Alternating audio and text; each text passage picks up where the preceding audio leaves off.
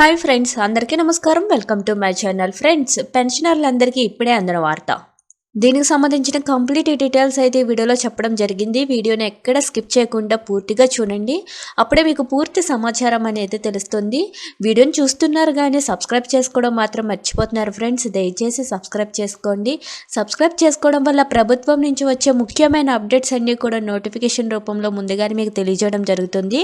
అదేవిధంగా లైక్ చేయడం మాత్రం మర్చిపోకండి. లైక్ చేయడం వల్ల ఇలాంటి ఇంపార్టెంట్ ఇన్ఫర్మేషన్ చాలా మందికి రీచ్ చేసిన వాళ్ళం అవుతాం. ఇంక లేట్ చేయకుండా వివరాల్లో అయితే వెళ్ళిపోదాం.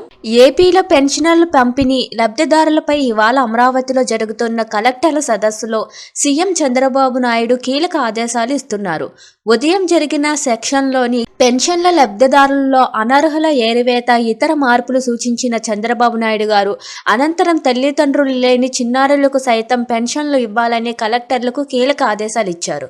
ఇప్పటి వరకు రాష్ట్రంలో వీరికి పెన్షన్లు లభించడం లేదు.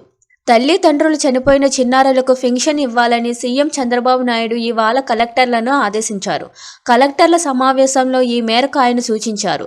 ఇక రాష్ట్రంలో 3 నెలల్లో అన్నార్థులను గుర్తించి పెన్షన్ను కల్పించాలని స్పష్టం చేశారు.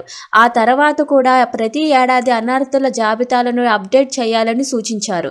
కాగా రాష్ట్ర వ్యాప్తంగా సుమారు 6 లక్షల మంది అన్నార్థులను పెన్షన్ పంపిణీ చేయనున్నట్లు మంత్రి నారా లోకేష్ సీఎం చంద్రబాబు నాయుడు గారు తెలిపారు.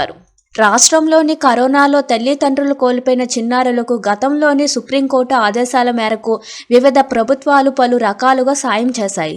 వారిని ఆర్థికంగా అందుకోవడంతో పాటు విద్యాభ్యాసం విషయంలోనే సాయం చేశాయి. అయితే ఇంకా చాలామందికి ఈ సాయం అందలేదు. దీంతో ఏపీ సీఎం చంద్రబాబు నాయుడు గారు కలెక్టర్లను వారికి కూడా పెన్షన్ ఇవ్వాలని ఆదేశించినట్లు తెలుస్తుంది.